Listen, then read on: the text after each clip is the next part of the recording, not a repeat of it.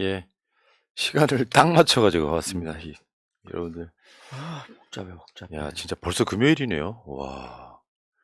내일 의원님도 저기, 집중 집회 나가실 거잖아요. 예. 아. 야, 분노한 국민들이 길거리에 쏟아져 나올 것 같은데. 내일은 이제 우리 또 그 새날님도 푸나님도 가셔야 되는 뒤풀이가 있어갖고. 예. 뒤풀이를 만들어 놓고는. 예. 무조건 오라고 거기 참석자 예. 동의도 구하지 않고 그냥 강제 참석자 명단으로 올려놓고. 내일 의원님들 많이 나오실 겁니다. 예. 예, 한 15분 정도 나오시기로 하셔갖고. 이거는 민주당 당직자이신 우리 예. 원장님의 개별 자격으로. 개별 자격으로. 예. 그냥 단체 자격으로 하면 안 돼요? 단체 자격으로 뭐 곧 하겠죠. 별로 그거에 대해서 별로 두려움이 없어요. 근데 이제 다만 쟤들의 역 프레임 이런 게 이제 좀 신경 쓰이니까 어차피 우리가 전략적으로 나가야 될 거 아니에요? 예. 예, 뭐 역풍 이런 얘기는 요즘 안 합니다, 이제. 예. 아니, 그것도 대놓고 막 저 사람들처럼 뻔뻔하게 하면은 뭐가 사실 들어올까요? 그러면. 그게 잘 안 돼. 뻔뻔하지가 못해서 민주당은 예. 문제야. 그냥. 저는 요즘 윤석열 대통령 하는 거 보면 귀여워요. 귀여워 죽겠어요, 진짜. 여러분 잠깐 참고로요. 질문은 있지만 정봉주 의원이 어떻게 답할지 모르잖아요. 그래서 제가 썸네일을 이 정도 되면 윤석열한테 폭발을 해야 되거든요. 예. 근데 지금 귀엽다고 하면 폭발이 안 되잖아요, 지금. 아니, 그러니까 폭발하는 지경을 넘어선 거예요, 이게. 이제 관조의 어떤. 아니, 폭발을 하다가 우리가 열터져 혈압 올라고 뒤져버릴 것 같아. 그렇지. 응? 에이, 참. 알겠습니다. 자, 오늘 시작해볼까요? 예. 오늘 폭발해 주시기 바랍니다. 썸네일대로 가주세요. 예. 자, 전혀 다른 시각의 최고급 정치평론, 예. 정치천재 정봉주, 지니어스정 33번째 시간입니다. 제가 제일 좋아하는 3이 2개 들어가 있는 아주 아름다운 시간입니다. 왜 3이 2개가 들어가 있어요? 제가 3자를 좋아합니다. 예. 33회잖아요, 지금. 3땡. 33회. 뭔가 기념비적인 날이야. 제가 야구할 때 백넘버가 3번이었거든요. 야구하셨어요? 이제 뭐 동네? 취미로 한 건데. 제가 야구 잘해요. 그러니까 선출 정도 됩니다. 그러시구나. 그 전 축구 좀 해요. 근데 이제 무릎 K3 선수까지 뛰었었으니까요. 예. 근데 이제 무릎이 나가갖고 그래도 열심히 합니다. 예. 예. 33회 예. 기대가 33회. 큽니다. 알겠습니다. 막 분노해 주시고. 분노보다도 이제 제가 요즘 연수원장이 돼갖고 강연을 다니잖아요. 강연 다니면서 우리 당원들 보면서 이제 확신을 얻었어요. 이거는 그리고 너무 중요한 우리 이재명 당대표가 메시지를 전했는데 그 얘기가 의원들도 잘 정리가 안 됐고 당원들도 정리를 안 됐는데 제가 그걸 지금 정리를 하고 다니는 거예요. 당대표 여러분들 궁금하니까 미리 말씀을 드리면요. 저는 날짜에 대해서 무척 민감합니다. 왜냐면 날짜에 민감한 건 그 책임감과 연결되는데 제가 보니까 푸나님도 약간 그런 스타일이야. 시간에 예민하고. 맞아요. 예, 날짜에 예민하고. 그렇죠. 숫자에 예민하고. 숫자에 예민하고. 자, 1월 4일 날 올해 대선에서 1월 4일 날 신년 기자회견을 합니다. 이재명 당대표가, 이재명 후보가. 그 신년 기자회견 내용과 2월 14일 명동선언 내용이 좀 다소 달라집니다. 1월 4일 날 내용은 주로 윤흥한 경제대통령, 소확행 이쪽으로 중심이 가 있어요. 예. 근데 2월 14일 날은 명동선언입니다. 그땐 통합입니다. 그렇지. 예. 그러면서 대선의 전략적 기조와 큰 슬로건이 바뀌는 시점입니다. 그때 단일화 이슈가 계속 잠복해 있던 바로 그 시기예요. 맞습니다. 맞습니다. 그리고 2월 27일 날은 윤석열이 안철수와 단일화 포기 선언을 하는 날. 그리고 2월 27일 날 우리가 일요일 날 긴급 요청을 해서 안철수에게 메시지를 보냅니다. 안철수가 자꾸만 토론회 때 주장하지 말고 당에서 책임 있는 결정을 해라. 그러니까 우리가 다당제 정치개혁 선언을 해요. 민주당이. 2월 27일입니다. 여러분, 이 약속한 거요. 이걸 꾸준히 지키는 정당은 점점 지지율이 올라갑니다.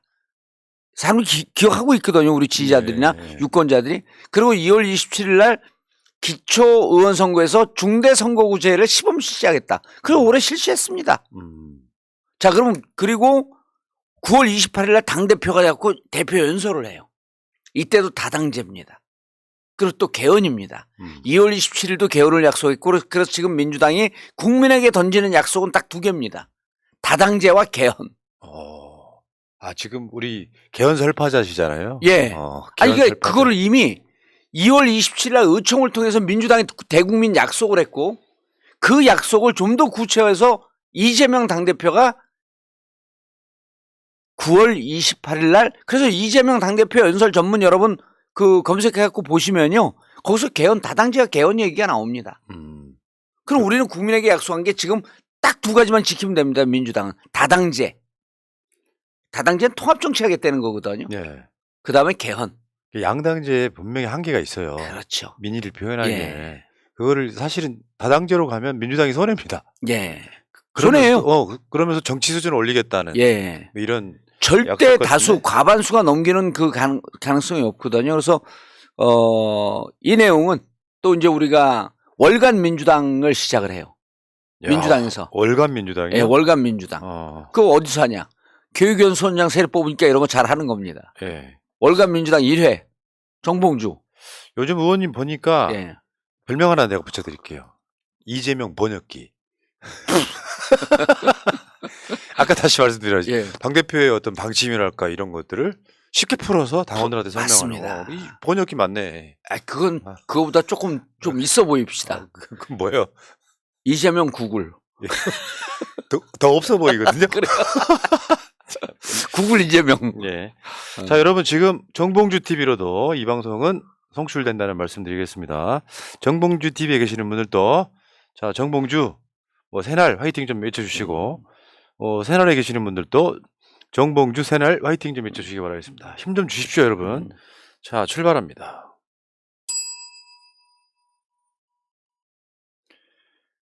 자, 이게 전국의 핵이 이상민 같아요. 이상민은 어떻게 할 것이냐.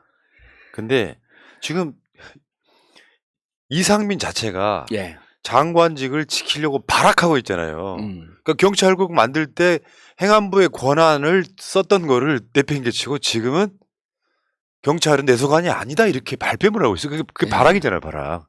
행정적 책임을 모면하기 위해서 그 자리를 지키기 위해서 이거 논리도 아니고 그냥 이미 증거로 남아 있는데 이거 어떻게 보세요? 이 사건 다시 한번 정리 한번 해주세요.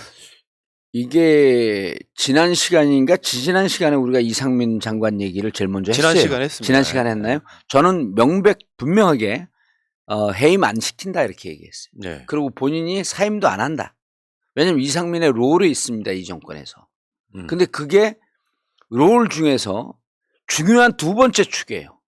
첫 번째 축이 한동훈 장관. 그래서 좌동은 우상민 이쯤 되는 거예요. 하나 더 있죠. 가운데 축이 하나 있죠. 김건희요. 거긴 상측. 가운데 축이 아니라 상측. 그렇죠. 그래서 이게 트라이앵글입니다. 좌우상. 근데 이제 한동훈 장관의 역할은 여러분 충분히 아시겠고요. 이상민 장관은 경찰국을 통해서 경찰을 장악하겠다라는 쪽으로만 이해하고 계신데 실질적으로 검찰의 권한을 더 강화시키려고 하는 기능이 있어요. 지금 아직 시작하지 않은 게 뭐냐면 국수본 띄우는 거거든요. 국가수사본부를 띄우게 되면 그 본부장을 외부에서 영입합니다. 그 검찰 출신 데리고 오겠다는 거거든요. 그래서 경찰국을 통해서 실질적으로 이상민 본인이 행자부 장관이 경찰을 통제하겠다라고 하는 뜻도 있지만 또 하나는 경찰을 명명백백하게 검찰 하위 개념으로 두겠다는 거예요. 그거는 우리 검찰 수사권 조정하고도 어긋나잖아요. 그렇죠. 어긋나는 거죠. 그리고 이제 진짜 중요한 역할은 여러분이 말씀드릴 때 지금도 긴가민가 하는 분들이 많이 계신데 이상민 장관이 판사 출신이에요.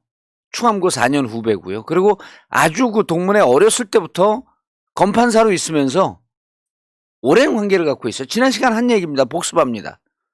오랜 관계인데 검찰총장 시절에 윤석열 대통령 그때 당시 검찰총장이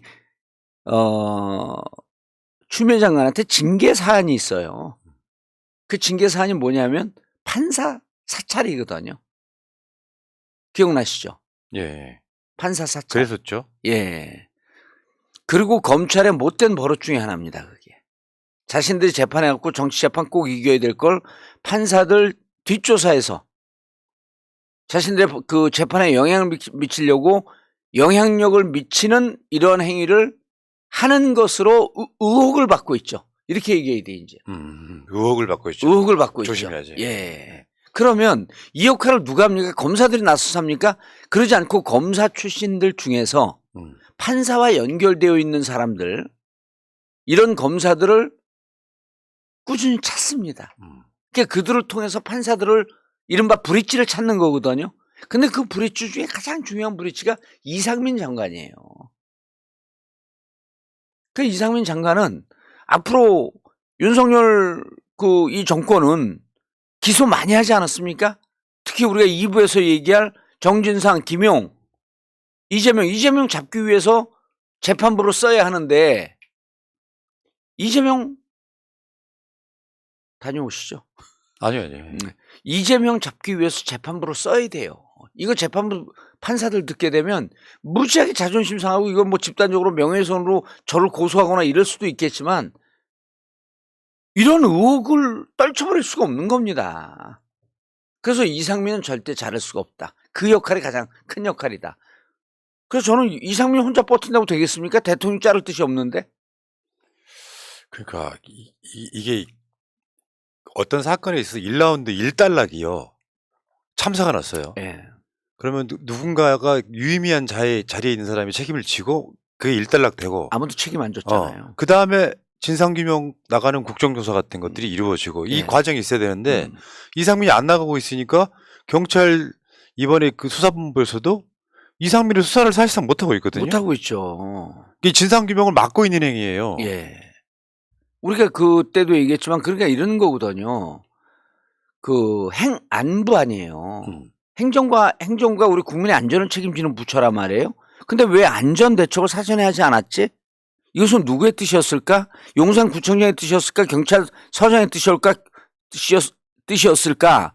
서울시 경찰청장 아니면 경찰청장 아니면 이상민 장관 어디였을까라고 하는 것은 성의 없이 수사가 돼야 되는 거거든요.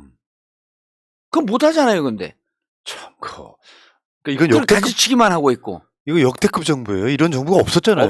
없었죠. 군사 독재 시대에도 누군가는 책임지고 내려오거든요. 그런데 이거 부메랑 분명히 갑니다, 이게. 네. 그럼 이상민이 장관직을 지키면 벌어지는 일 뭐가 있을까요? 저는 일단 그 12구 참사의 진상이 제대로 규명되지 않는다고 봅니다. 그러면 윤석열 임기 내내 가요, 그게. 내내 가죠. 그러니까 우리가 그 얘기 했잖아요. 박근혜 대통령이 버티다가 9일 만인가 이렇게 사과를 했잖아요. 그 세월호 참사 있을 때.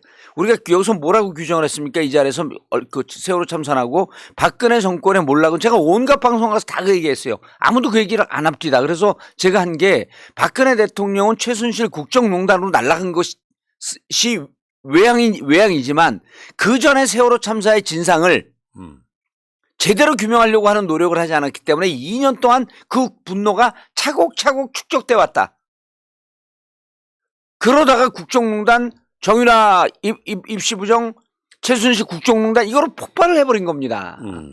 만약에 세월호 참사에 대한 국민적 분노가 없었다고 한다면 최순실 국정농단이 나왔어도 그렇게 국민적 폭발이 일어났을까요? 저는 그렇지 않았다고 보는 거예요. 예열 작업이 충분히 있었다. 그래서 박근혜 정권의 몰락은 세월호 참사로부터 시작되었다. 라고 단정적으로 맞습니다. 말씀을 드리는 거예요. 그러니까 그 박근혜 탄핵에서도 탄핵이 주요 원인으로 안 들어가야지만 소수 의견으로 그게 들어가 있어요. 그 지난번에도 그 말씀, 소수 의견. 그러니까 세월호 참사 이후에 이 국가적 비극이거든요. 전 세계적 진상규명 제대로 안 하면 국민들 쪽팔려서 어떡하나. 이거거든요. 성대모사를 하시려면 제대로 하시던가요. 나 성대모사 안 한 게 아니라 술 취한 모사. 그런 거 있어. 진짜 윤석열 씨가 그 G28로 발리에 내리면서 술 취한 모습 보여줬거든요. 그랬어요? 내려올 때 불쾌한 얼굴에 그 보통 정상들이 비행기 트램 내려올 때 난간 안 잡고 내려오잖아요. 난간 잡고 내려옵니다. 김건희는 윤석열 손을 꽉 잡고 흔들릴까봐. 뭐 이런 대통령이 이거 지금 논란도 안 돼. 언론들이 조용하니까. 그러면 그러면 그 윤석열 대통령이 그 운동권인가요? 옛날 운동권에 이런 노래 있었거든요. 흔들리지 않게 우리 단결에. 그러니까 윤석열 대통령 흔들리지 않게 김건희 여사 손을 꽉 잡은 거예요. 참 웃겨요? 예. 웃기지도 웃기는 않죠. 정도가 아니라 황당한 거죠. 그러니까 그러면 분노의 임계점을 넘어선 것 같아요. 허탈하기도 하고 뭐 저런 그냥 포기라는 거 있잖아요. 예. 아이한테 공부를 하라고 시킨데 너무 안 해. 딴짓만 하고 가출하고 막 그래. 예. 특정 시점이 되면 포기해버리거든요. 예. 지금 포기하는 시점 정도 되지 않았습니까? 퇴진, 탄핵 이런 등등을 총칭해갖고 임기 단축이라고 얘기하거든요. 예. 저는 최근에 임기 단축에 확신을 갖게 된 일인입니다. 저도 똑같아요. 예, 그리고 임기 못 채우겠구나. 분노의 임계점을 넘어섰고 국민들이 이 분노의 임계점이 길거리를 많이 쏟아져 나오지 않는다고 이 분노의 임계점이 아직 터지지 않았다 이렇게 얘기 못 해요. 왜냐하면 봐라 이거 임기 끝난다라고 믿는 국민들이 임기 조기 단축된다라고 믿는 국민들이 많으면 그 임계점이 폭발한 겁니다. 네. 그러니까 골 때리는 게 뭐 이상민 이야기는 아니지만 예. 목요일날 MBS 여론조사하고 금요일날 한국갤럽 여론조사가 공교롭게도 지지율이 똑같아요. 둘 다 전화 면접인데 29%. 예. 그래서 둘 다 30% 29%로 떨어졌단 말이에요. 20%로 떨어졌단 말이에요. 예. 부정평가는 61, 62 그래요. 이 상황이 외교를 갔다 와서 지지율이 떨어지는 사상 최초의 대통령이기도 합니다. 그러잖아요. 우리가 그 정치에 몇 개 공식들이 있어요. 실패한 정상회담은 없다. 정상회담도 아니고요. 이게 집단 G2N 이런 게 갔다 오잖아요. 3% 기본적으로 올라갑니다. 참, 내가 진짜 어처구니가 없어서 내가. 왜냐면 일단 우리 정상이 나가갖고 해외에서 태극기 흔들고 자주 노출이 되는 게 국민들에게 국뽕 충만이 되는 거예요. 저는 근데 이게 어느 미국에서 조사하는 난 맨날 그 이름 잊어먹는데 모닝 컨설트 거기서 17%까지 16이에요? 지금 내가 이야기 들으니까 여론조사 꽃 있잖아요. 예. 김어준 정수 거. 거기에도 10%대 나왔다 그러더라고요. 예, 그건 우리 김원준 총수 가면 이제 우리 또 특수관계니까 뭐 그걸 믿는다 안 믿는다 그 이야기를 하면 그러면 예, 그런데 그렇다고요. 16%예요 모닝 컨설트가. 예. 그거는 외신에 이번에 크게 나왔어요. 왜냐하면 이태원 참사 이후의 것이기 때문에 외신에 크게 나왔어요. 전 세계 지지자 중에 완벽한 꼴찌. 4주 동안. 그러니까 G20 가서도 만나주는 정상이 없어가지고 하루 일찍 들어왔잖아요. 그래요? 자기가 못 섞인다고 거기다가 그 장면 나오잖아요. 나가 뭐 이런 식으로 지시하는 장면 나오잖아요. 김건희가. 네. 근데 실제로 G20이 덜 끝났는데 윤석열이 먼저 들어오잖아요. 만나는 정상이 없어요. 실제로 윤석열 패싱이 이루어졌던 외교인데 중국한테 뭐라 그러고 러시아한테 뭐라 그러고 중국한테 뭐라 그러고 막말 쏟아내고 지지율 떨어지고. 예. 이거는 뭐 브레이크가 없습니다 지금. 오늘 이제 요 방송이 끝나면 6시에 새날 메인 방송하고요. 7시에 정봉주 TV인데 우리 김준영 교수 외교 원장 그분 들을만해. 예. 이번에 인태 전략 얘기할 거죠. 예, 인태 전략 얘기하고요. 그리고 제가 이제 제 사수거든. 제가 이제 통일경제학 박사잖아요. 그래서 제 사수가 통일 외교 전문가들이 3분이 계세요. 김준영 교수가 있고, 그 다음에 인제대 진희관 교수가 있고, 또 북측 인민들하고 똑같이 생긴 창수동무, 이번에 사무총장 했다가 잘린 김창수. 예, 요 3명인데 이 세 분 섞어놓으면 대한민국 완벽한 외교 통일 전략이 나옵니다. 근데 어쨌든 인태 전략 얘기는 딱 한겨레하고 경향에서만 썼어요. 예. 이따가 여러분들이 있잖아요. 7시쯤 해가지고, 7시가 딱 되면, 그러니까 7시 전에 한 50분쯤에 링크를 걸어주세요. 그래요? 그래야 바로 넘길 수가 있지. 나도 7시 전에 방송 끝내고 또 딴 데 가야 돼서. 7시 전에 끝나요, 방송이? 한 5분 전에 끝나죠. 그러니까 먼저 방송을 만들어 놓으세요. 예, 그러면 50 한 4분서부터 틀어놔야겠구나. 그렇죠. 틀어놔도 관계없죠. 뭐 아무 얘기 안 잔잔한 해도. 음악 올려주시면 되니까. 잔잔한 음악. 알겠습니다. 알겠습니다. 뭐 편집 PD 출시라고 편집까지 하고. 그러니까 이 부분은 그 이상민이 장관직을 지키는 것이 윤석열은 있잖아요. 자기한테 돌아오는 당장의 이익을 볼지 모르니까. 당장의 이익만 보는 거예요. 근데 이게 장기적으로 봤을 때 윤석열한테 어마어마한 혹이 될 거란 말이죠. 예. 그리고 이 사람들이 진짜 바보 같은 게 저 같으면 이렇게 하겠어요. 지금 이 그 진상규명 그다음 사후 대책이 무척 시급한 일이니 이것이 약 한 달 내지 2달 정도 끝나고 그 이후에 내 신상 처리 문제를 결정을 하겠다 라면서 사퇴를 할 것처럼 미리 언지를 주는 거예요.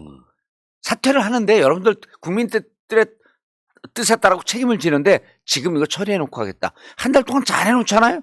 그때 갖고 지지율 올라가고 그러면 에이 뭘 해. 벌써 댓글 달리네요. 가르쳐주지 마세요. 이런 쇼도 못해요. 이런 쇼도. 아이고 바보 같은 사람들 진짜.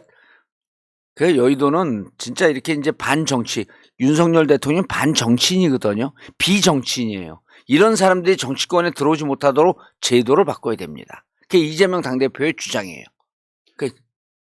그러니까 윤석열이 정치를 못한다고 하는 게 정무감각이라는 게 예를 들어서 해외 순방을 하는데 해외 순방 전에 MBC 배제 논란 만들어 놓으면 그 배제 논란이 외교 내내 가잖아요. 그렇죠. 윤석열이 그리고 도어 스태핑을 하는데 또 MBC를 향해서 또 공격을 하고 네.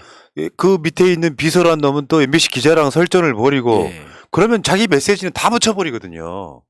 그런 것들이 개념이 없어요. 차라리 비겁하다는 소리 들을지라도 도어 스태핑을 생략을 하던가. 도어 스태핑 자체가 윤석열 지지율 떨어진 데 일조를 했잖아요. 큰 일조를 했죠. 근데 그 윤석열 도어 스태핑에서 MBC를 노골적으로 까. 비서는 완전히 걔 막말을 해. 이 과정들이 거치면 국민들이 보기에 저 사람 대통령 까만 아니네. 계속 굳혀가는 거잖아요 지금. 제가 KBS 토론 나와서도 그런 얘기를 말씀을 드렸는데 그 여러분 이게 몇 가지 그러니까 그분이 철학적 개념 규정이 안 돼 있어서 그래요. 들이받고 성공을 했거든요. 평검사 이때는 부장검사 들이받아 부장 일단 검사장 들이받아 검사장 시절에 중앙지검장 시절에 문물 패싱했잖아요. 또 총장을 시켜놓으니까 대통령 패싱했잖아요. 지금 대통령이 됐거든요. 그럼 들이받을 게 대통령 위는 국민밖에 없습니다. 대통령 위는 하늘이거든요. 하늘이 곧 국민이에요. 국민을 들이받으려고 하는데 국민의 실체가 안 보여 어디 있는지. 길거리에 가는 국민을 들이받을 수는 없을 거 아니에요. 국민의 눈과 귀와 입을 대변하는 게 언론입니다. 조중동도 언론이라고 그러긴 하지만 그들은 왜곡되게 발현하니까 우리가 비판하는 건데 언론의 눈과 귀와 언론은 그냥 언론이 아니다. 눈과 귀와 입은 국민의 눈과 귀와 입에 그러니까 MBC를 공격하는 것은 국민을 공격하는 거예요. 맞죠.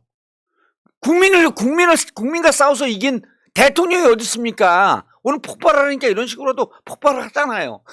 역시 훌륭하신 분. 예. 아니 국민과 맞서서 이긴 대통령이 있나요? 결국은 자기가 진다니까. 자기가 지죠. 언론 탄압하는 자가 결국엔 져요. 아, 여러분 그거 진짜 그 중학교 때 사법고시에 인내천 이런 거 시험 안 나왔나? 국민은 곧 백성 곧 하늘이다 이런 거 안 나왔나? 인내천. 이거 참.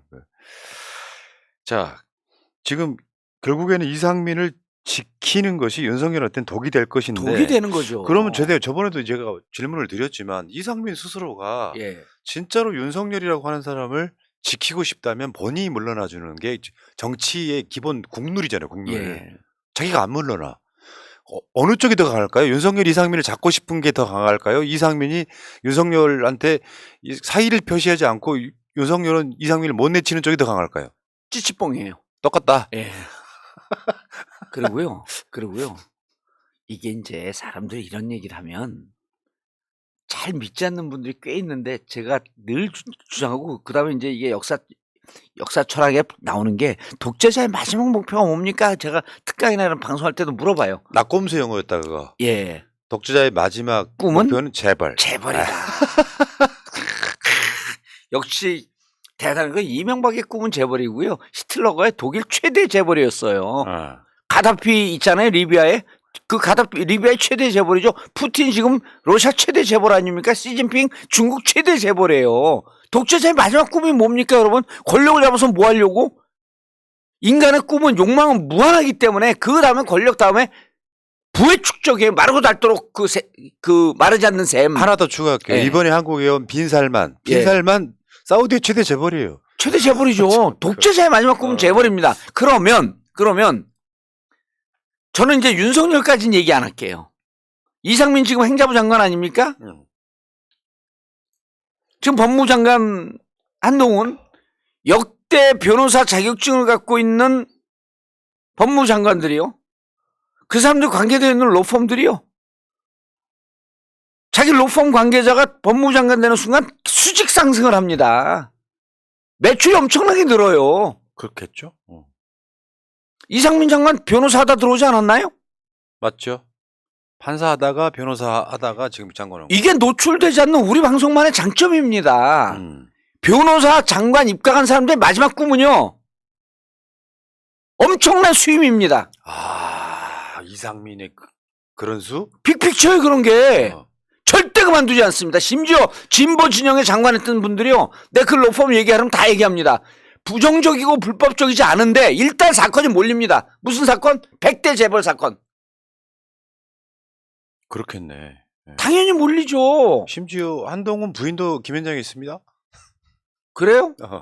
몰리겠죠 그럼. 그래서 실질적으로 로펌이 우리 여러분들 로펌 모릅니다. 로펌은 그들만의 리그예요. 심지어는 어떤 내가 그 정치인들 중에서 재판을 제일 많이 받아봤잖아요. 그럼 내가 그 서초동에서 재판 잘 받고 변호사들과 그 토론 잘하는 거로 소문이 난 사람이에요. 그래서 대한민국 정치인들이 이것저것 걸리면 무조건 저한테 전화가 먼저 옵니다. 변호사들은 따뜻하지가 않거든. 저는 따뜻하고 자상하게 설명을 해주잖아요. 어떻게 대응을 해야 된다. 저한테요. 로펌 만들자고 제안도 받았어요, 제가. 야, 만주 변호사 인정받았네요. 정치권이 관련돼 있으니까. 그래서 로펌을 하는 사람들은 정치권과 줄을 대려고 무진 노력을 합니다. 정치권도 주류 실세. 그러면요, 이상민 장관은 이 좋은 기회를 왜 놓죠? 마지막 장관 그만둔 다음에 그 명예가 얼마나 갈까요? 그분들 계속 뭐 해요? 변호사 하고 있거든요. 그래서 장관직의 마지막 이 명예를 거두고 명예를 향유하고 난 다음에 마지막은 자기 로펌이 대한민국 10대 로펌 안에 들어가고 3대 로펌 안에 들어가는 이런 꿈을 아무에게도 얘기 안 하고 있는 거죠. 그러네. 예를 들어서 뭐 이거 추정입니다만 소설이죠. 어차피 이제 낙곰수 문법이 나왔으니까 윤석열 검찰총장 있을 때, 윤석열 중앙지검장이었을 때 혹시 김건희 씨한테 줄을 대고 있었던 대기업은 없었을까? 궁금해 보는 거죠. 대기업이 무슨 곤란한 상황이 있었을 때 이렇게 저렇게 김건희 씨한테 줄을 대면 김건희 씨가 남편 중앙지검장, 남편 검찰총장 전화 변론을 가장 막강한 그 힘을 행사하고 있을 때가 아닐까요? 했다는 얘기가 아니라 그런 의심을 해볼 수가 있다. 그런데 법을 잘하는 이상민 변호사가 행자부 장관이란 말입니다. 그냥 행자부 장관이에요? 경찰 관련된 모든 굵직한 사건은 거기서 다 컨트롤하겠죠. 근데 이 기회를 왜 그만둡니까? 마지막 개인적인 욕심도 있다고 보는 거예요, 저는. 그러니까 거기엔 탐욕도 포함되어 있다. 그럼요. 보수는 탐욕으로 망한다 그러잖아요. 부패로 망한다. 진보는 분열로 망하고 보수는 부패로 망하는데 부패의 본질은 탐욕이거든요. 오늘 철학적 얘기 너무 많이 한다. 자, 그러면 관련해서 국정조사가 지금 민주당이 지금 데드라인으로 한 게 24일이거든요. 24일 날 국정조사 할 거야. 이제 물론 합니다. 김진표라는 문턱을 넘어야 되겠지만 김진표 의장도 이거를 거부하기는 좀 힘들겠죠. 김진표 의장이 제가 이제 뭐 이거는 노출시켜도 되는 얘기입니다. 김진표 의장이 어젠가 그제요. 어제 같은데 어제로 전 기억하는데 민주당 중진 의원들을 만납니다. 중진 의원들이 면담 요청을 하죠. 김진표 의장이 이런 국가적 참사가 났는데 의회가 아무것도 안 한다라고 하는 것은 너무나 이상한 일이다. 그럼 워딩을 했다는 겁니다. 그럼 나오는 의원들 뒤통수에다 대고 언론에다가 의장이 할 뜻이 있다고 그렇게 얘기해도 돼. 아. 이런 특급 정보가 이게 일신이에요, 일신. 일신. 예. 그래서 합니다.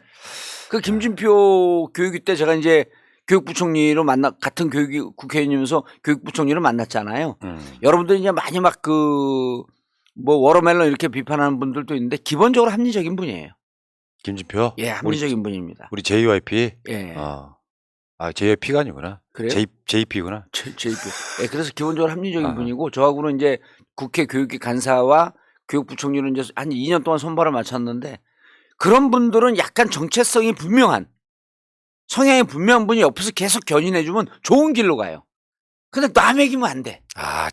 잘한다 해줘야 되는 그러면서 거지. 끌어가야 돼요. 왜냐하면 그분 얘기를 잠깐 해주면 딸이 아마 대원외고를 나왔을 거예요. 딸이. JP가? 예. 예. 딸이 대원외고인지 대원외고로 저는 기억하고 있어요. 문과 중에서 제일 좋은 고등학교 아닙니까? 몰라요? 안 다녀봐서. 예. 대원외고는 뭐 이제 그 중에 반 이상이 뭐 서울대 가고 그러거든요. 근데 자신의 딸이 대원외고를 갔다는 겁니다. 그래서 자기는 끝난 줄 알았대요. 이 김진표 이분이 특목고 폐지 주장론자입니다. 이해 안 되잖아요. 우리가 그 교육 혁신 중에 하나가 특목고 폐진인데, 우리가 그렇게 비판하고 보수적이라고 하는 김진표 의원이 특목고 폐지야? 제 국회 교육위 때 그래서 왜 폐지합니까? 우린 폐지론자니까. 그랬더니 딸을 대원외고에 보내놓고 봤는데 그럼 끝날 줄 알았대요. 대원외고 애들 100% 다 과외를 하더래. 참. 주말 과외하고 밤늦은 시간에 과외하고 그 과외 비용도 엄청 비싸더래요. 예. 그리고 이러려면 뭐 하려고 대원외고를 갔냐. 가나 안 가나 대원외고 있으나 없으나 똑같다. 그러니까 본인의 경험에 기초해서 특목고 폐지를 주장하는. 그러니까 이건 뭐냐면 옆에서 특목고 폐지가 우리 교육에 황폐를 가져옵니다 라는 분명한 철학을 갖고 있는 분이 계속 견인을 해주면 그렇게 온다는 거예요. 아하. 그걸 누구 견인하지 않고 그 당에서 지금 아주 진보적이라고 하는 처음처럼 이런 분들은요 약간 보수적이라고 하는 분들 이런 분들하고 친하게 지내면서 이렇게 끌고 갈 필요가 있어요. 그게 이른바 팀플레이거든요.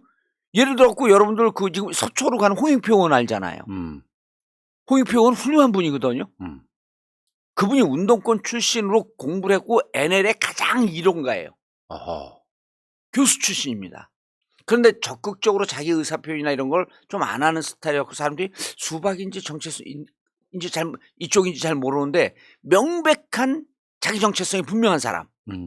그리고 정통 운동권 출신. 그분이 이번에 중동구를 포기하고 서초로 갔잖아요.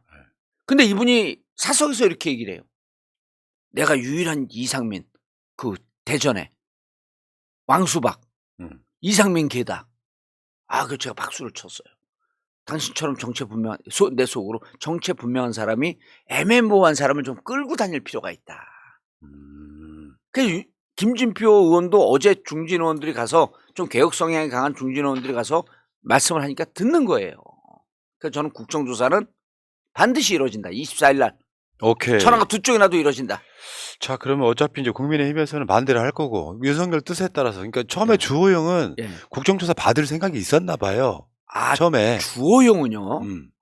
야, 이런 얘기까지 해도 되나? 우리가 이게 또 어제 제가 어딜 갔더니 우리가 TMI 방송 아니겠습니까? 예, 아니 TMI 아니에요. Too much information이라 몰라도 되지만 알면 재밌는 거. TMGI예요. TMGI. Too much good information. TMGI. 근데 어제 어딜 갔더니 그분이 중진 의원인데 최근에 유튜브에 빠진 분이에요. 그냥 푸나님을 칭찬을 해야 되는데 1시간을 듣고 있으니까 제가 질투가 날 정도로. 그 정도였어요? 아이고 감사합니다. 저 황송하게도. 왜 칭찬을 왜 하던가요? 잘생겼다고? 그런 건 괜찮은데 안 해도 이야기 안 되는데. 직업적으로 이걸 하는데 직업적으로 유튜브 방송을 하는데 그분은 진정한 상업성이 없는 방송을 유일하게 하는 것 같더라.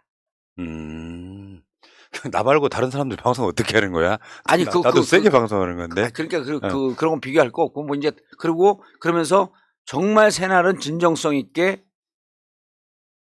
중심을 갖고 하고 그래 내가 이제 슬쩍 그 정봉주 TV도 들이밀었죠.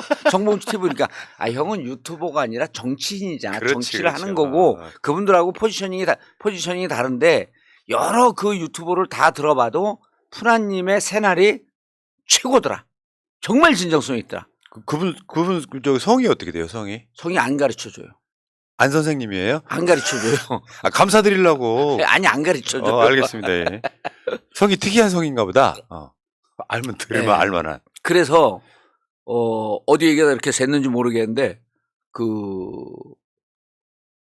국정조사는 일단 무조건 갑니다. 그건 정리가 됐고 뭐 하다가 우리가 잠시 길을 잃었어. 그러니까 윤석열이 지금 요지부동이고 네. 뭐 아까 주호영 이야기 이제 주호영인데 주호영 얘기인데 주호영 의원도 TMGI 할 필요 있어요. 주호영 의원이요.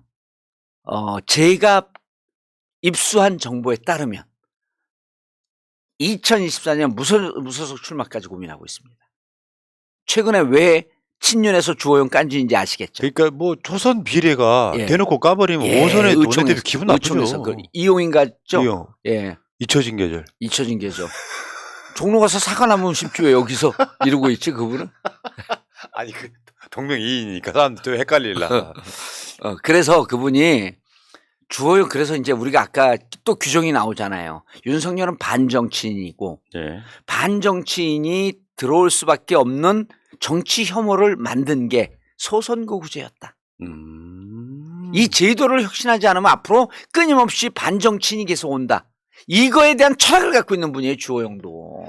그러니까 국정조사를 받을 듯 하다가 중진들한테 물어보니까 안 된다고 하더라. 주저앉았는데 일단 윤석열 눈치를 보는 거예요. 중진들 상당수는 해야 된다 그랬다는 거예요. 제가 알고 있기 4명. 4명은 해야 된다고 했는데 나머지가 반대하고 윤석열 서슬이 퍼르니까 조용히 있는데 이게 나중에 국민의힘 분열의 요소가 되죠? 예, 그럼요. 그래서 나머지 반대한 사람들도요. 반대를 하지 않고 발언을 안 했다는 거예요. 지금 상황에서 이거예요. 반대가 지금 상황에서 대통령 뜻이 그거겠어? 요쯤 반대를 한 거예요. 중진들은. 나머지 4명은 이러다가 우리 완전히 밀린다. 윤석열 자리가 위태위태해지고 공천과 연관성 있게 내가 손해를 볼 것 같으면 그때는 이제 그 사람들 들고 일어나는 거죠. 들고 일어나서 일단 일어나면 우리가 여기서 일어나자는 자리에서 나가겠죠. 일단 일어나면 나가잖아요. 그럼 국힘에서 일어나서 나가겠지. 다른 당을 만들겠지. 윤석열은 검사들 대거 공천해가지고 검사당 만들려고 할 거고. 그럼 나가는 그분들에게 우리는 박수를 보내주면서 당신들도 국회의원 할 수 있다 하는 제도를 만들고 당신들과 우리가 함께 힘을 합쳐서 윤석열 빨리 내보내자. 이 구도 딱 떨어지는 거 아닙니까? 거기에는 또 이재명 대표의 큰 구상. 그렇죠. 이재명 해독기. 예, 제가 이제 얘기했죠. 자, 알겠습니다. 어차피 민주당이 국정조사를 완성시켜 놓고 민주당이 힘을 예산 국회까지 보여줄 필요가 있어요. 그래서 이번에 국정조사는 당원분들도 믿고 지지자들도 믿고 국정조사에 대해서 의장과 설전을 벌이지 않고 쑥 넘어가잖아요. 그럼 민주당 지지율이 또 올라갑니다. 왜냐하면 일을 할 줄 아는 민주당이라고 하는 유능한 민주당, 위기에 강한 민주당 이걸 보여줘야 되는 거예요. 그러니까 지금 국민들 윤석열 지지라든지 뭐 12구 참사라든지 모든 이슈, MBC 탄압이라든지 모든 이슈에서 60, 70%가 윤석열이 잘못하고 있다고 평가하고 있는 시점이기 때문에 국정조사는 물론 수사도 하라고 하는 거죠. 그러니까 수사할 건 하되 우리는 국정조사를 하겠다. 이렇게 이제 가야 되는 거잖아요, 지금. 그리고 국정조사를 하고 나는 이제 요즘 드라마 막 역주행하느라고 정신이 없는데 대기업 임원이라고 한번 생각을 해봅시다. 윤석열 씨가. 대기업 임원이에요. 저렇게 잘못하면 이사회에서 해임권 아닙니까? 그러니까 이게 내각제였다면 지금 진짜 물러났죠. 아니 근데 내각제 국민들이 반대니까 일반 직장 다니는 분들에게 이 정치 얘기를 안 하고 직장 윤리 논리대로 얘기해봐야 돼요. 여러분 직장에서 저분이 부장이었어요. 상무나 전무였어요. 5개월 동안 임명했는지 5개월 동안. 야 인터내셔널 똥볼 그레이트하게 차대. 야 진짜 아이고. 아니 정치인이 아닌 나도 이제 서당계 3년 풍어를 읊는다고 정치인은 저 타이밍에 저렇게 해야 되는데라고 하는 거 항상 반대로 가요. 뭐 청개구리가 다 있어. 그래서 그러면은 저거 해임권이에요. 자 그럼 우리도 힘을 모으자. 그 제가 LT 아니에요 요즘 별명이? 묘설, LT 이런 별명 막 붙어요 요즘. LT가 뭐예요? 아니, 묘설은 묘하게 설득된다. LT 이재명 트랜슬레이터. 방금 만들어내신 거구나. 아이고 영어 좀 하셨다 이거지. LT입니다. LT. 그러니까 저는 민주당이 이거 해야 된다고 생각해요. 국정조사를 반대하는 일부의 기류가 있잖아요. 예. 근데 실제로 경찰이 수사하고 분명히 검찰로 넘어갈 텐데 예.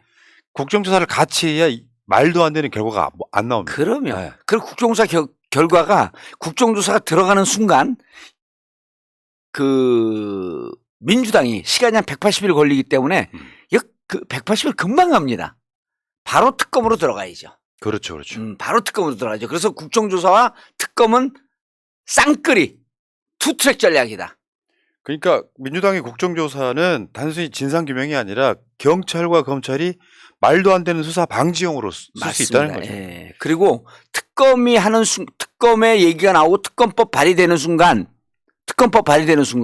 현재 검찰 수사는 지지부진해집니다. 왜냐하면 야 우리가 수사해봐야 자료 결국 특검이 출범하면 자료를 다 수사 종결하고 자료 다 넘겨주거든요.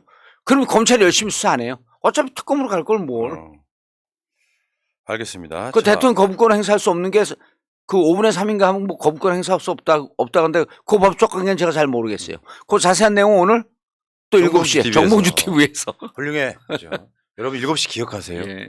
채널 방송 끝나자마자 있어요. 55분부터 틀어놔라. 54분부터. 링크를 걸어 놓겠습니다. 알겠습니다. 방송을 시작하라는 게 아니라 예. 대기 시간 만들어 놓으면 돼요. 그때 이제 시작 버튼 누르면 바로 시작하는 거예요. 예, 알겠습니다. 자, 지금 대장동 수사로 한번 가볼까요? 예. 대장동 수사는 사실은 이제 이게 기본적으로 윤석열 정권과 윤석열 검찰이 일방적으로 이재명 대표 측을 때리는 분위기에서 예. 몇 가지 이제 말도 안 되는 짓거리가 나오니까 그때부터는 이제 검찰이 조작 수사했다 이런 국민적 여론이 더 만들어지고 예. 그 이재명 대표에 대한 뭐 호감 비호감 이런 게 있기 때문에 사람들이 이재명 수사하라 이 여론이 높을 것 같아도 여론조사를 해보면 이거는 정치 탄압이다라는 국민적인 프레임이 지금 만들어져 있는 상태에서 예. 지금 이를테면 똥볼이라는 게 그거죠. 뭐 나무위키를 보고 공소장을 만들었다든가 그러니까 가짜 정보를 갖고 정진상에 대해 잘 모르니까 나무위키 보고 정진상은 이재명 변호사 사무실 사무장이었다 같은 공소장이 그렇게 가짜로 들어가면 돼요?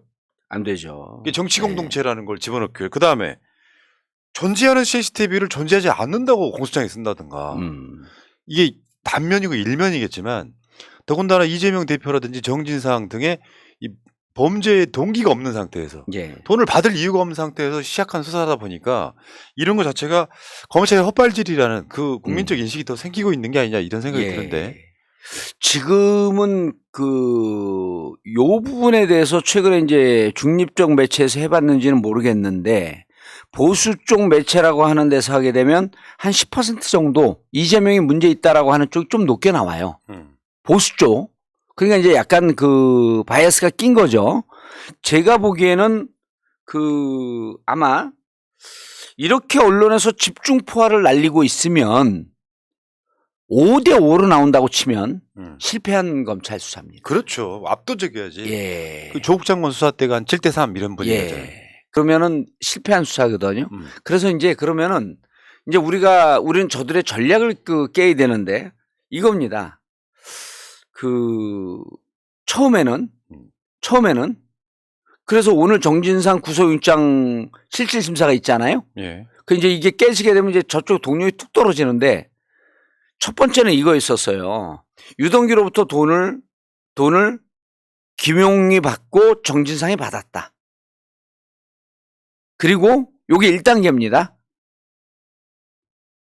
유동규로부터 정진상이나 김용이 돈을 받았다. 1단계. 그다음 2단계가 김용과 정진상이 대선 자금으로 쓰기 위해서 이재명에게 건넸다라고 하는 것이 첫 번째 구상이었던 것 같아요.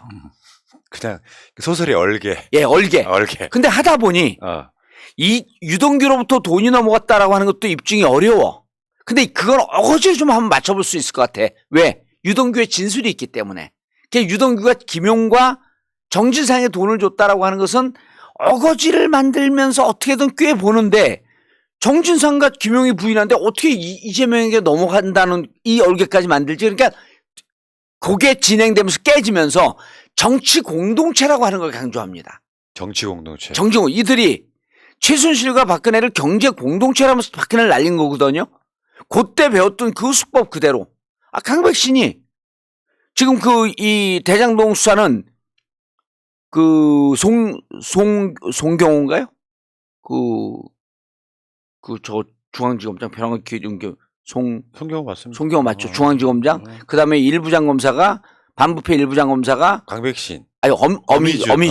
3부장 검사가 강백신. 그래서 다른 데서 1, 2부 같이 한다는데 1부, 3부가 하고 있습니다. 어미준은 한명숙 피고인들 진술 조작의 의혹을 받고 있는 분. 그렇죠. 그다음 강백신은 울산에서 고래고기 조작의 의혹을 받고 있는 분. 그리고 2016년 최순실 특수본에 왔다가 전국적으로 조국 사건을 확전시키면서 사모펀드에서 표창장으로 갔다가 전국적으로 인턴까지 확장시킨 장본인. 으로 의혹받고 있는 사람. 오늘 조국 장관 부인 정경심 교수가 예. 또 검찰이 아들 예. 입시 비리 혐의로 또 2년 구형하는 참 어처구니가 없네. 그걸 얼개를 짠 게 강백신이에요. 그래서 어미준 강백신은 우리는 이 조작 수사의 달인이다라고 의심을 하고 있는 거죠. 그러니까 조작 수사라는 게 여러분 막연하실지 모르겠는데 유죄를 확정하기 위해서 유죄를 만들기 위해서 없는 증거, 있는 증거 다 투입해가지고 결국 유죄 만들어내는 기술자들이 한 소리잖아요. 그렇죠. 그래서 근데 이제 요즘 지금 제가 이제 검찰 출신의 변호사 등등 얘기를 들어보고 그래서 지금 전략은 뭐냐면 1단계로 딱 끝내려는 거예요. 유동규로부터 돈이 건너가면 정진상이나 김용에게 건너갔다는 게 검증이 되는 순간 이재명도 책임이 있다. 왜? 정치 공동체 힘으로. 이게 프레임을 바꿨어요. 근데 이제 이들의 전략이 어떻게 가냐면 내년 총선까지 1심 유무죄를 결론을 낼 건가? 그게 아닌 거예요. 내년 총선까지 재판을 질질 끌면서 이재명 그룹과 이재명 집단 민주당은 문제가 있다라고 하는 쪽으로까지 프레임을 계속 끌고 갑니다. 재판 결과는 이길 자신이 없으니까. 이게 바뀐 구도예요. 그러니까 이게 예를 들어서 유동규가 돈 받았다. 그리고 유동규가 들어갔잖아요. 그러니까 언론이 김용. 아니. 유동규부터 이야기해야 돼. 그 유동규가 돈을 받은 것이 마치 이재명이 돈을 받은 것처럼 프레임화 시켰었거든요. 그렇죠. 그때 나왔던 얘기가 유동규는 내 측근 아니야. 김용이나 정진상쯤 돼야지 측근이지. 그걸 갖다가 김용과 정진상을 또 그런 방식으로 엮는 거예요. 그런 거죠. 근데 돈이 갔다는 증거가 없고 지금 완벽하게 맡겨 있잖아요. 지금. 그러니까 증거가 있어? 하니까 증거는 재판에서 공개할게. 그렇죠. 이제 그 상태로 가고 있는 거예요. 그런데 여러분 지금 이재명 후보에게 더 쉬운 올가미가 뭐가 있냐면 첫 번째가 선거법 위반이 있습니다. 국토부로부터의 압박감을 느꼈다. 김문기를 모른다. 두 번째 성남FC가 있습니다. 세 번째 대장동이에요. 그런데 검찰의 전략을 제가 방금 말씀드렸잖아요. 뭐냐면 총선 때까지 1심 유무죄 결과를 가져오지 않기 위해서 재판을 질질 끌 것이다. 이건 뒤집어서 얘기하면 유죄를 만들어낼 자신이 없다는 거예요. 참, 진짜. 아니, 근데 나도 검사 한번 해보고 싶어. 똑같은 방식으로 어떤 놈인가 한번 그렇게 한번 만들어보고 싶어. 그러면요. 그러면 저는 이거예요. 저는 여기서부터 이재명 번역기 아닙니다. 제 개인 생각인데 그렇다고 한다면 1년 반 동안 끌 거면 니네 그럼 어거지를 끌 거면 죄도 없는 사람 이렇게 엮어놓고 지지율도 이렇게 낮으니까 검찰총장도 임기 2년이었잖아요. 대통령도 2년으로 그만둬. 진짜. 아니, 이 재판을 말이에요. 정권이 바뀌고 하면 어떻게 될까요? 이 재판이요? 참네. 아이고, 그러니까 이게 무검 유죄, 유검 무죄, 이거잖아요, 사실은. 주가 조작 같은 진짜 실체적으로 드러난 어마어마한 사건은 수사 한 번도 하지 못하는 사람들이 증거도 없는 재판 수사를 지금 이렇게 질질 끌다가 그럼 증거가 뭔데? 정진상을 구속시키려고 하는 증거가 뭔데? 재판에서 공개한대요. 재판은 한참 후에 벌어지는 일이잖아요. 그렇죠. 그러니까 일단 우리 쟤들은 언론을 향한 언론 플레이, 쉽게 얘기해서 정치적 프로파간다를 하겠다라고 하는 거예요. 그러면 우리는 그거 받아들이면 됩니다. 우린 받아요. 걔들 배팅을 딱 했잖아요. 재판 질질 끓겠다. 받고 우리도 배팅을 해. 또 쳐야 되잖아요. 500 받고 1000 쳐줘야 될 거 아니야. 콜. 건다 그러니까 콜. 뭐 이제 전 도박을 잘못해. 어쨌든 받고 2배로 쳐야 될 거야. 2배로 치는 건 그래 받을게 재판. 질질 끌자. 그 대신에 우리는 임기 단축으로 패를 걸겠다. 그러니까 이게 니들이 진짜로 이거 유죄를 만들어내면 예. 니들이 이긴 거고 니들이 지면 임기 단축. 진짜. 그런 딜은 누구랑 해? 윤석열이 받아? 아니죠. 안 받죠. 안 받는데 국민들에게 거는 거죠. 우리가. 프레임이죠. 그렇죠. 국민들에게 거는 거죠. 이런 정권이면 이렇게 무능하고 이렇게 어거지로 재판을 하는 정권이고 그리고 이렇게 반정치인이 국민들의 스트레스를 준다고 한다면 우리는 아주 합법적으로 종식을 시키자 그냥. 자 그러면 결국은 지금 검찰은 이재명 대표 기소까지 목표를 뒀을 텐데 지금 현 상태로는 이재명 기소 못한다는 거예요. 못합니다. 이미 했잖아요. 선거법. 선거법하고 성남 FC 했나요? 그러니까 제3자 뇌물죄로 했죠. 그거. 김문기 건하고 김문기 몰랐다 건하고 지금 협박으로 느꼈다 건하고 지금 성남 FC도 한번 기소를 제3자 뇌물죄로 기소했죠. 그리고 이제 이거는 정치자금법이나 선거법으로 이걸 이제 정치자금법으로 하고 싶어 하는 거거든요. 대선 정치자금 받았다. 이거 기소 못 합니다. 그리고 오늘 정진상 만약에 많은 분들이 기대하고 있거나 예측하고 있는데 오늘 정진상 구속영장 기각되면요. 휘청합니다. 전체 프레임이 깨져요. 근데 저는 기각될 거라고 봅니다. 왜냐하면 정진상 긴급 체포영장과 압수수색 영장 2개를 신청했잖아요. 검찰에서 법원에서 기각했지. 체포영장 기각했잖아요. 왜 그랬을까요? 저는 이게 기류가 바뀌었다는 거예요. 이게 이태원 참사가 미치는 영향파입니다. 그 사람들이요. 판사들도 승진 때문에 온갖 그 사주 다 보러 다니거든요. 검사들도 승진 때문에 다 보러 다니는데 158명의 청년들이 길을 가다가 서서 죽었어. 그 순천향병원에 그 쌓여있는 그 젊은이들의 사체 하얀 거 덮어놓은 이게 섬뜩섬뜩하게 꿈에서 그 나쁜 짓 하는 사람들 꿈에서 나타납니다. 이게 뭔가 사회의 기운이 이상한 것 같아. 이건 못 느낄까요? 이대로 밀어붙였다가 위험할 수 있겠다. 그러니까 체포영장이 기각된 거는 그 지점도 있겠지만 판사가 느끼는 사회적 어떤 심리도 있겠지만 일단 기본적으로 증거가 없는 상태에서 없죠. 도주나 증거인멸에 그러니까 증거가 없으니 증거인멸의 위험성 같은 게 없는 거잖아요, 사실상. 도주의 위험은 없죠. 여행의 위험은 있지. 여행 갈지 모르니까. 그리고 또 하나는 궁극적으로 이태원 참사로 인해서 5일날 거리로 쏟아져 나온 추모객들이 있었잖아요. 이런 게 재판부에는 엄청 강력한 영향을 주거든요. 그러니까 이재명 기소는 못할 것이다. 할 수도 없고. 못하고 오늘 더 강력한 포인트는 오늘 정진상 구속영장 실질심사.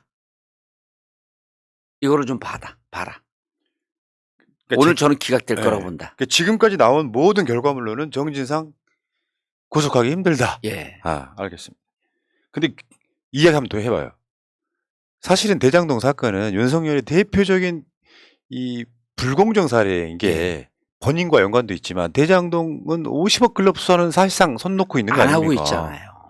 근데 그 대장동 수사에 지금 수사하고 있는 애들이 박용수 특검의 키즈들이고 걔네들이 이재명 대표 관련한 대장동을 수사하는데 그 대장동의 시작점에는 박용수 등이 있었다는 것. 그게 결국엔 해당 당사자들이 오히려 반대파인 정적 이재명을 수사하는 이 자체가 저는 수사가 성립하면 안 된다고 생각해요. 그리고요. 아무 데서도 안 한 따끈따끈한 얘기. 제가 재밌는 기사를 하나 봤어요. 2, 3일 전에. 도피 중인 김성태 쌍방울 회장이 우리 기업 살려주면 이재명에 대해서 모든 걸 불겠다라고 하는 딜을 시도했다. 그 기사 보셨어요? 못 봤어요. 실적 나왔습니다.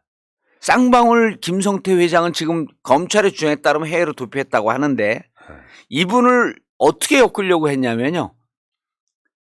이재명 변호사비 대남 뇌물로 엮으려고 했던 거예요. 근데 그 증거가 없었잖아요. 그 돈은 오히려 윤석열 측근 예. 이남석과 관련된 돈이었잖아요. 그렇죠. 그러면은 이남석은 기소됐죠, 지금. 뭐 미리 정보 빼낸 것 때문에. 그러면 근데 왜 그 기사가 나왔을까요? 그 검찰발 아니면 나올 수가 없는 기사거든요. 그러면은 검찰이 김성태를 보호하고 있는 거 아니에요? 아니에요. 그럼 이재명 변호사비 대납 수사를 하면서 그걸 좀 겁을 주려고 했는데 이게 의도대로 안 되니까 흔들기 가짜 뉴스를 흘린 거예요. 그러니까 나 최근에 정진석 비대위원장이 네. 뜬금없이 쌍방울 이야기하는데 네. 이제는 이재명을 이야기 못하고 문재인 정부를 또 걸어요. 이거는 내가 봤을 때 비대위원장이 한번 띄워주세요. 네. 이슈 한번 만들어주는 누군가의 오다가 있다고 봐요. 정말 뜬금없는 이야기였거든요. 맞아요. 그리고 쌍방울에 뭐 나눠서 주가 조작하고 뭐 이제 이화영 그 부시장은 구속됐지만 그걸 그 쌍방울 이화영 이재명 이렇게 엮으려고 했던 거거든요. 그것도 안 되죠. 이재명 인생 잘 살았어요 보면. 그리고 여러분 이게 이제 구도를 이렇게 쫙 봐야 되는데 이명박 시절에 성남시장이 되잖아요. 그럼 정치 감각이 있는 사람은 이거 초비상 상태. 그러니까 홀로 고립된 섬 같은 데서 시장을 하고 있기 때문에 법적으로 무척 철저하게 시장을 합니다. 아니 어떻게 털릴지 모르고. 그러면 이명박 박근혜한테. 그리고 이미 2015년서부터 대장동북이 관련해 갖고 여러 차례 정진상 실장이 수사를 받았다는 거 아니에요. 그래서 이명박 박근혜 시절에 성남시장을 했었고 그리고 2017년 대선을 출마하지 않습니까? 그럼 대선 출마하는 사람이 그 이후에 2018년에 그 측근들이 돈을 받아요? 2019년. 2019년에. 2019년에 뭐 대선 직전에 뭐 경선 때 돈을 받아 그리고 뭐 2020년에 이게 정치를 해본 사람들은 말도 안 되는 얘기를 하는 거예요. 그래서 제가 계속 하는 이야기가 이재명은 범행에 동기가 없어요. 지금까지 안 받은 돈을 그럼요. 코 깨려고. 그리고 이재명 대표가 그때 뭐 했었냐면 이재명 대표를 지지하고 그랬던 사람들이 누굽니까? 손가역 아니에요. 손가락 혁명군. 예? 손가역. 이렇게 대중의 지지를 받는 사람들은 기본적으로 정치하는데 돈이 별로 필요가 없습니다. 예를 들어 정청래 이번에 최고위원 됐잖아요. 대중의 지지가 있잖아요. 선거한테 뭐 돈 들어갑니까? 예를 들어 저 같은 사람들도 선거 출마하고 그러면 돈이 안 들어요. 다 자원봉사자 들어오죠. 자기들이 17반 와서 직접 뛰죠. 이재명 후보가 이미 그런 지위로 가 있었단 말입니다.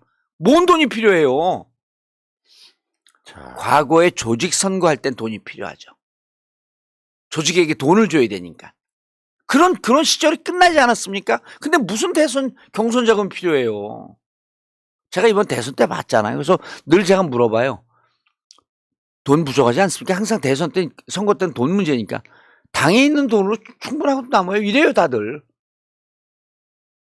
그러니까 그게 말도 안 되는 범행의 동기가 없는데 뜬금없이 그 돈 받았다 그건 말도 안 되는 거고. 그러니까 지금 김용과 정진상은 결사항전하고 있잖아요. 소설 써가지고 돈 받은 사람 만들어서 이거를 3인성호 이런 얘기가 나오고 있는 거고 지금 제가 봤을 때 노웅래 민주연구원장도요. 받았다 안 받았다 사실을 떠나가지고 사이드에서 이재명 측이에요 그거. 민주당 부도덕한 집단 만들기. 그거의 그 프레임이에요. 그리고 김용희 거기 부원장이 했었잖아요. 네. 그래가지고 뭐 검찰 발로 막 노웅래가 5차례에 걸쳐서 6천만 원 받아 집에서는 현금 수억이 발견됐고 그러니까 굉장히 자극적인 뉴스로 이 사람이 뇌물 받아갖고 집에다가 수억 원을 써놨다 같은 이야기. 검찰밖에 모르는 이야기잖아요. 옥내용 집에 수억이 있었대요? 그러니까 지금 검찰발 동아일보의 단독이 이거예요. 그 형수는 그 사모님은 그 외대 교수인가 그렇거든요. 동아일보는 맨날 어떻게 단독을 하지? 그리고 이번에 과거 채널 A 기자가 유시민 엮으려고 그랬죠. 그 한동훈 법무장관하고 꿍짝꿍짝 했다라고 하는 의혹이 있었잖아요. 그리고 이번에 캄보디아에서 인도네시아로 넘어갈 때 채널 A 기자만 불렀다는 거 아닙니까? 왜 동아는 유난히 친하네? 그거는 공범 관계잖아요. 그런가? 윤석열 측과 고발 사주네모네 다 그런 관계 그렇죠. 아닙니까? 자, 어쨌건 지금 조국 장관 때랑 다르게 여론전에서 검찰이 지는 느낌이에요. 뭐 이 수사 쉽지 않겠죠? 쉽지 않은 게 제가 이제 어제 검찰 출신 변호사한테 이런 얘기를 들었어요. 지금의 특수부가 과거의 특수부하고 좀 다르다. 과거의 특수부는 이렇게 그 시추를 먼저 해서 천연가스나 이런 징후가 있으면 거길 판다는 겁니다. 예. 지금 아무데나 쿡쿡 찔러본대요. 그냥 닥치는데 또 쑤신대. 아무데나 걸려라. 그래서 성과가 없을 것이다. 이미 한 일이 없기 때문에 증거가 없잖아요. 그리고 지금 이런 거예요. 윤석열은요. 조국을 죽이면 자기가 대통령 된다. 지금 아마 그쪽에서 후보로 떠오르고 있는 검찰 출신 그런 얘기 할 거예요. 이재명 죽여야 자기가 대통령 된다. 국회의원들한테 제가 그 얘기를 물어봤어요. 그랬더니 뭐라는 줄 알아요? 한 번 속지 두 번 속냐? 아이고. 검찰 출신에게 한 번 속았으면 됐지 뭐 두 번 속아요? 이게 국힘의 분위기예요. 저렇게 말도 안 되는 거라고 보는 게 이런 방식으로 해서 검찰이 지금 하고 있는 그들의 뇌피셜은요. 이게 8, 90년대 정도에 머물러 있는 거예요. 국민이 자기들보다 수준이 높아버리는데 그 높은 수준의 사람들이 거기 속아 넘어갑니까? 오늘 정진상 구속영장 이제 기각 심사를 해야 될 거 아니에요. 근데 검찰이 저런 짓 하고 있는 거예요. 정진상 기자회견 못하게, 기자들 만나지 못하게. 지금 화면에 한번 보세요. 전문 임시 폐쇄했습니다. 정진상 입에서 무슨 이야기가 나올지 몰라가지고 문을 폐쇄했습니다. 저건 뭡니까? 정진상 입장에서는 억울하면 좀 센 말 나올 거 아니에요. 아니 지금 그 어디 대기하고 있으면서 구치소나 어디 가 있을 거요? 예? 정진상 변호인이요, 변호인. 예. 변호인이 들어가면서 굉장히 센 말이 나올까봐 저걸 못하게 막아버렸다. 검찰 청사 내 기자실 기자회견을 막겠다면서 청사 현관문을 폐쇄해버렸어요. 그러니까 엄청 쫄린 거잖아요, 지금 검찰이. 그래서 이제 오늘 저는 조금 여러분들 급하게 생각하지 말고 조금만 기다렸다. 오늘 구속영장 기각되잖아요. 전 100% 기각된다고 보는데 기각되면요. 그냥 뭐 갖고 싸우죠? 참. 역전이 시작되는 거예요. 그렇게 되면. 검찰도 도박하고 있는 거예요. 검찰도 구속영장이 청구되면 이재명 대표가 뭔가 돈을 받은 것 같은 뉘앙스를 만들 수 있고 도박하고 있는 거죠. 지금 그 정진상 구속되면 진짜 신나고 날뛰겠죠. 칼춤을 추겠죠. 그리고 사이드에서는 아마 검사들, 그러니까 판사들과의 딜도 어느 정도 분위기 만들고 있지 않을까. 그래서 이상민 장관이 뭐 그런 역할을 하지 않을까. 저는 이렇게 의심을 합니다. 계속. 자, 알겠습니다. 자, 정봉주 의원 이야기 들어보니까 신박해. 다른 방송하고는 질이 달라져. LT라고 하는 별명을 줘서 특별히 감사합니다. 이재명 번역기. 그래서 저는 이거예요. 이제까지 우리 당이 무슨 얘기를 했는지 당원들과 지지자들 꼭 봐라. 근데 우리 당원 의원들이 다 기억을 못해. 그냥 저는 그걸 되새김질하면서 기억해서 요건 이런 뜻이었고 이건 이런 뜻이었고 지금 우리 당이 국민들에게 약속하는 정치적 약속은 다당제 실현과 개헌이다. 이것이 미치는 정치적 파급 효과는 또 뭐냐. 이거 얘기해 주면 되는 거 아니에요? 이게 교육이죠. 알겠습니다. 민주당 교육연수원장님, 우리 원장님. 남들이 보면 의사신 줄 알겠어요. 원장님. 강남 가서요. 강남 제가 이제 주로 이제 서식지가 강남 아닙니까? 거기서 이제 모르는 술집 갖고 원장님 그러면 성형외과 원장인 줄 알아요. 원장님. 비주얼이 성형외과 같이 보이잖아요. 원장님. 네. 원장님. 우리 원장님. 실장한테 전화하시면 예약 잡아드릴게요. 제가 따라가서 실장할게요. 그래요? 권 실장 해주시면 제가 우리 정 원장님 계속 부르면 되지. 알겠습니다. 사기치기 딱 좋다. 참. 예약 잡아드릴게요. 알겠습니다. 권 실장님. 정치 천재 정봉주 33번째 시간 마치고 여러분 다시 기억하세요. 제가 다음 방송에 까먹을 수가 있어. 바빠갖고. 7시면 정봉주 TV에 6시는 새날. 아니 5시죠. 5시? 앞으로 한 30분밖에 안 남았어요. 그렇군요. 자,